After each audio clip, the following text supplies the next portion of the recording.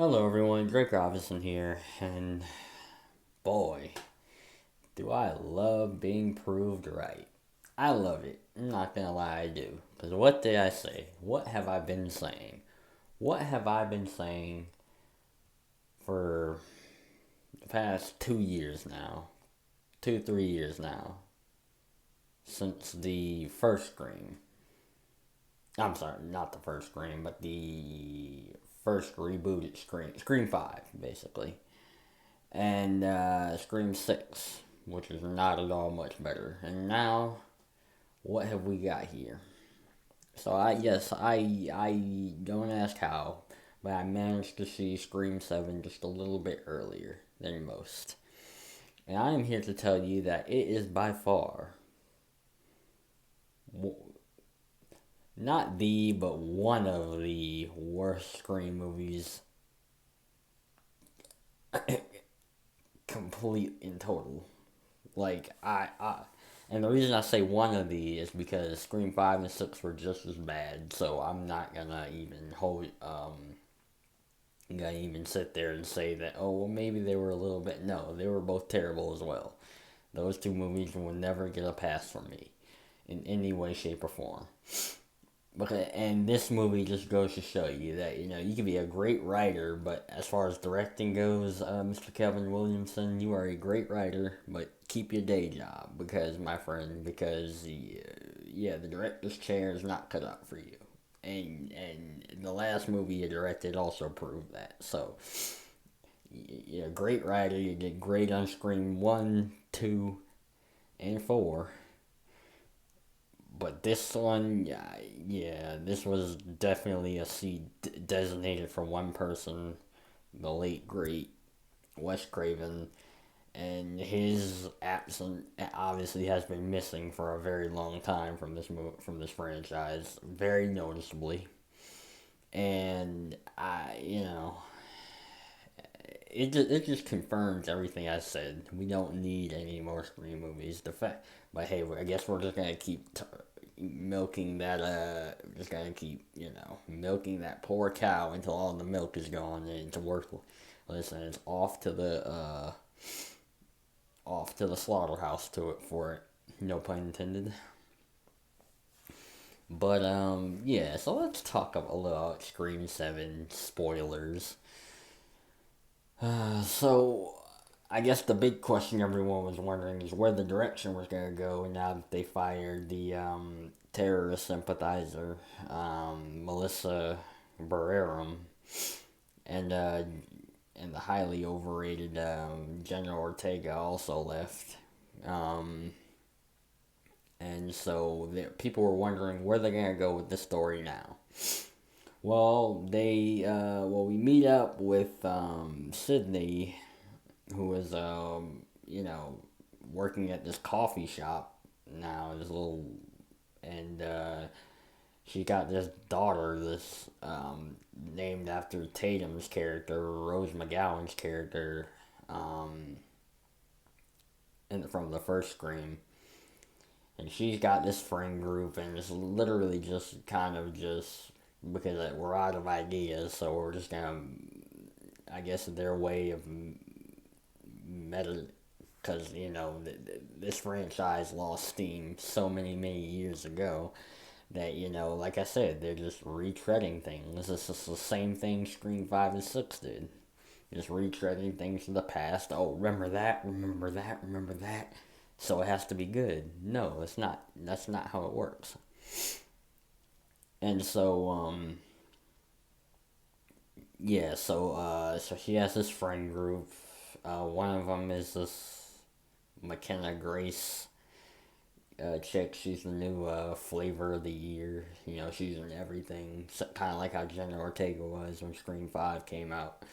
She's in everything and everything under the sun. Yeah, way to milk yourself that at only the age of 19. I'm already sick and tired of seeing you. And it's not like she's just a great character, by the way. I'll get more into that. And there's some black girl who I forgot and is completely not memorable in any way, shape, or form. Uh, pretty much none of these characters are. And Sydney's daughter, Tatum, has this boyfriend who sneaks in through the window. Is basically whose name I forgot and also don't care to know.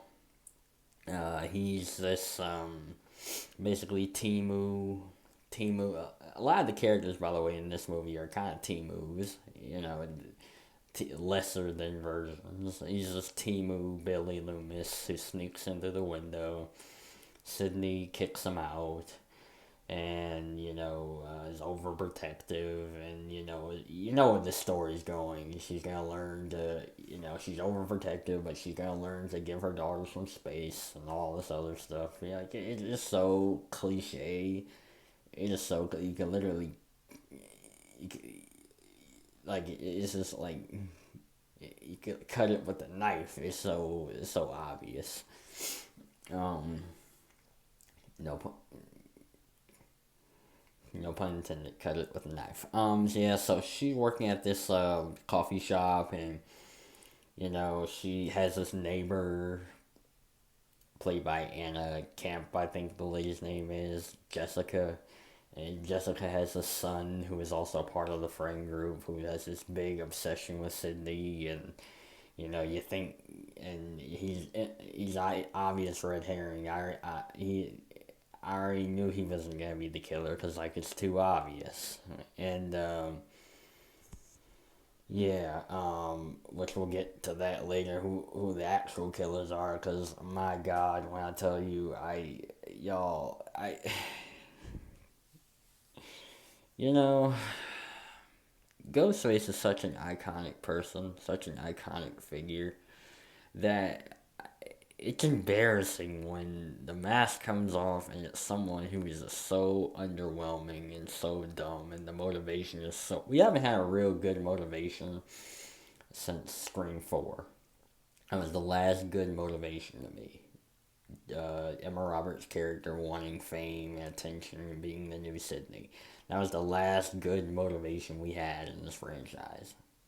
Actually, I like the Rory Culkin Charlie's motive too. To be the new more darker version of Randy. I like that idea. Speaking of Randy, unfortunately, we have the Meeks twins, Woke Randy, Mindy, and Nepo Baby Chad, Mason Gooding.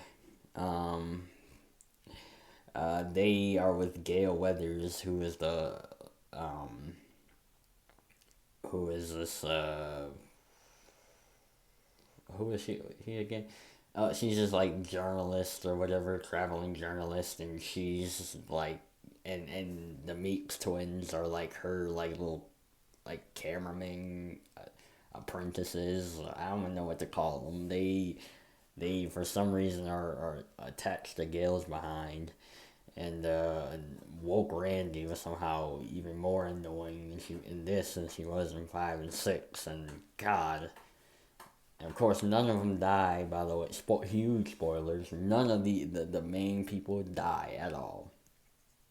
Sydney, her daughter, the Meeks, the the Meeks twins, Courtney Cox, of course, they get off scot free as they always do, because there are no stakes in these movies anymore. No one is disposable. No one is. I'm not. Yeah. No one is expendable, I should say. There are no stakes. None of the main trio, none of the main characters who we follow so far are gonna bite the bullet. You know that. It's a foregone conclusion at this point. No matter how many times they get stabbed, no matter how many times the worst thing in the world can happen to them. Freaking King Kong and Godzilla can squash them, and they still pop up like an inflatable balloon or some shit like that. It's just So anyway, a couple of Tatum's no-name friends McKenna Grace, she is in this play in school, and she's uh, like on top of this like harness thing, and like she's left alone for some reason because apparently that's just con- that just happens in a high school. Apparently, you just leave one of the students up there by her completely alone on top of a harness, and yeah, whatever. Um, we gotta find some way to get from A to B, right? So, anyways, so McKenna Grace bites the bullet pretty early in this movie. She's actually the second person to die.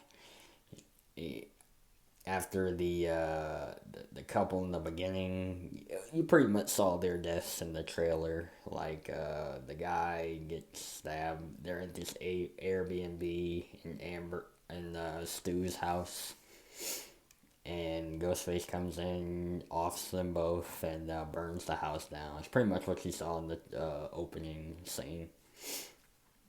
And then McKenna Grace gets gutted. Whatever. Her character was literally nothing. Yeah, it's just, yeah. They're just milking it at this point. Uh, and then later on, one of the ghosts. There's three killers again, by the way, in this movie. And one of them gets killed off early, and it's the guy is some, it's some guy who's who was at the coffee shop where Sydney worked at, and and so he's run over by the van that Gail Weathers was driving, and the meat and the Wolf Brandy and Nepo Baby Chad were all driving up to, because there's this big fight that happens in the house, and he gets pushed out, and it's just some guy who literally just looked at Sydney one time in the coffee shop, and so Sydney and Gail, they go to this mental institution because Sydney had also gotten a text message, a FaceTime from Stu, because Matthew Lillard, this is big hype. Oh, Matthew Lillard's in the movie, so he's still alive, And I personally have never been a Stu truther, I guess is what they call him. I've always been kind of in the middle. If he comes back, okay, that's some good nostalgia right there. I like Stu as a killer. But if he doesn't, I'm not going to cry myself to sleep. If he doesn't. I have plenty of other things in my life to do that for. But anyways. Yeah, so that triggers them to go to this mental institution where this guy comes from. And the guy is just a regular psychopath. He isn't there for offing some like three chicks or something like that. And so they talk to this guy who looks who for literally 2 minutes, and spoiler alert, the guy they talk to, I forgot, he's like a janitor or something who works there, I don't know. But the guy they talk to is actually the second killer, which we'll get to.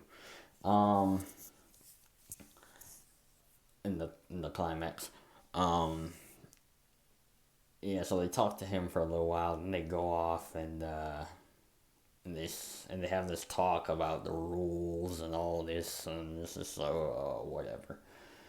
There's really no rules. They literally just reiterate everything they talked about in Scream 6, basically.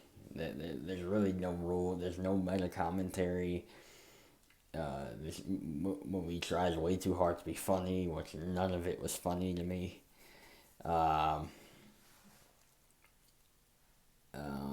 All the characters really were lacking. There were no depth to any character at all.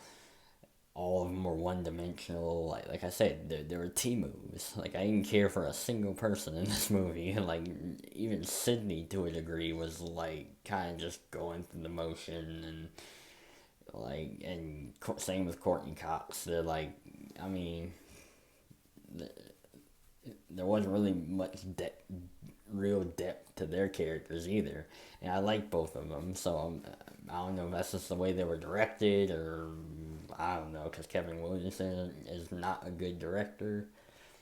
So that wouldn't surprise me if that's the case, but I don't know. There's just something off about their performances there. Um, what else happened? Trying to think. Oh, should I just go right to the climax? 'Cause honestly, I'm done talking about this movie. This stupid movie. The Meeks twins, they get, like I said, they get attacked, and of course they live because they have to. Because for some reason, because they're freaking they're freaking demigods. All these new, they have like 25 lives. They're like freaking cats or something. I don't know. But yeah, they're literally pincushions at this point. All of them. Like they can like I said, they can go through the most horrible thing in the world, like the worst thing. They can get thrown into a pit of fire by Kane from WWE, and they walk out the next day and be up and active and running and stuff. All, because that's just how these new movies are set up. No stakes whatsoever. But anyways, so I'm just gonna skip right to the climax. So basically, the killers have which there are three of them, like I said, whatever, and they have Tatum tied up, Sydney's daughter tied up to a chair, kind of like the boyfriend of Drew Barrymore's character in the first Scream. And so they draw Sydney out, and so the third, and that's where the big confrontation happens. The third, and we find out the third and final killer. Like I said, the second killer was the guy who worked at the sanitarium, who was giving illusions that Stu was alive, but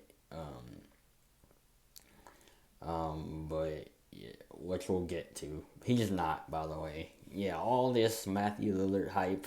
Turns out Stu is dead, buried, gone forever. Sorry to all the Stu truthers. I'm sorry to break y'all's heart. He was just AI. Like that whole FaceTime thing with Nev Campbell was just AI. It was just an AI video that wasn't actually Stu.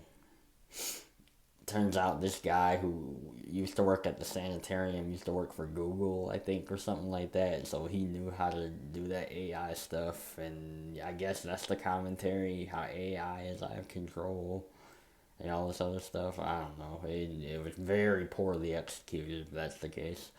But yeah. So he's the second killer, and the third killer, the mastermind, I guess, behind it all, is Anna Camp, the neighbor. And yeah, and her reasoning for being the killer is by far the worst, probably the worst motivation, the worst reveal, the worst the worst everything. These three are the worst killers by freaking far none. I thought Scream. No, like I said, I'm not giving them a pass. Scream 5 and 6 killers are horrid, and these people, but somehow these killers are just as, if not a tad bit more horrid, due to the fact that Scream itself, the killer is always someone you know, but literally I don't know. The audience doesn't know any of these people. The guy in the coffee shop, just a random psychopath that met up with the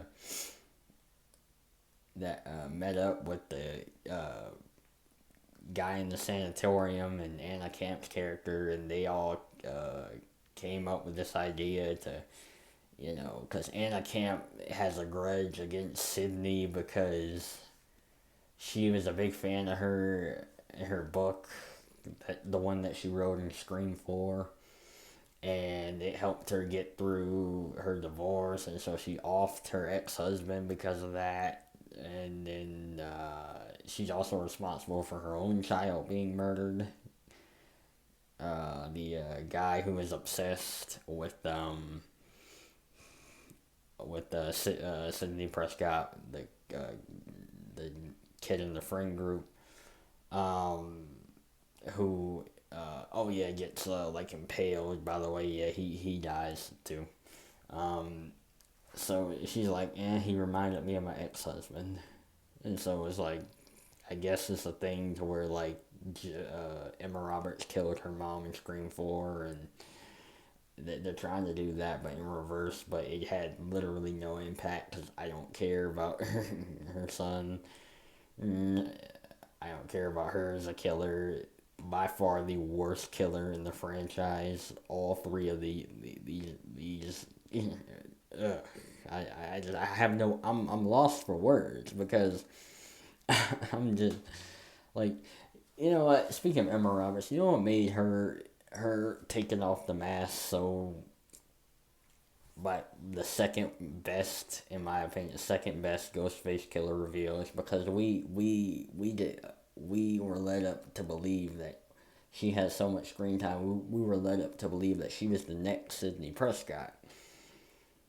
And but when she takes the mask off, her reveals that she is the villain, the darker version of Sidney Prescott, much like Charlie was the darker version of Randy. They're like hitting the fields because it's like her own cousin and she's getting betrayed, and same thing with Scott Foley. And because that was another big marketing thing, that Scott Foley was back, but what did he do in this movie? Absolutely nothing. Besides give a really poor, you know, voice, over AI thing. Same with Laurie Metcalf and Dewey, David Arquette. Oh my god, when I heard his voice, I just wanted to start crying. Because why? I know why. Because, girl power. And only the girls are allowed to live in this franchise now. No men. Besides, besides, what's her name? Besides Sydney's husband, who I guess is new Dewey. But no, that's gonna fail miserably. That guy does not have the charisma that Dewey has. Does not have anything that Dewey has. So that's gonna fail miserably. That whole thing. They tried to do the same thing with Nepo Baby Chad and in Scream 6, 5, and 6, and they're still doing it, I guess.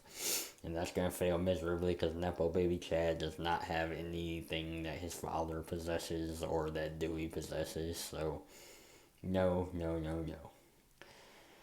And so the typical climax happens, and the bad guys get killed, and yeah, Sydney learns to be more, take the chains off a bit from her daughter, who's a fighter, and that, and it's just like it's the same. It's just literally the same climax as Scream 6, with the whole "you have to let me go" shit, and like. Apologies for my language. I usually don't like to curse, but like, I'm sorry. Fuck it. Like, these movies are just so bad. They're killing my childhood. They're literally bludgeoning my childhood over the head with a meat cleaver. Like, it is that bad what they're doing. Kevin Williamson is not a good director. All these characters were literally one dimensional nobodies. I care for no one at all this hype about Stu Macher coming back and Scott Foley. Oh yeah, yeah, you get literally 2 minutes with them all combined. Yeah, that was really worth the price of admission. Like I Scream is done. Like I'm sorry, Wes Craven is turning over in his grave right now. Like I thought they did the right thing by firing the terrorist supporter slash bad actress slash bad person slash just awful, just everything, Melissa Barrera, getting rid of overrated Jenna Ortega, and I wish they got rid of the those other two worthless, uninspired uh, Timu versions of Randy, Woke Randy, Mendy, and Nepo Baby Chad. I wish that why they were in this. They literally had no other reason to be in this movie other than they. This is all they're known for. They're known for nothing else. Nepo Baby Chad, Nepo Baby Mason Gooding is what has got one other credit to his name, Hard Eyes, little, which is completely overrated if you want my opinion. And what's her name, Savoy Brown or something like that? What has she done? Absolutely nothing. So this is their only claim to fame. So like I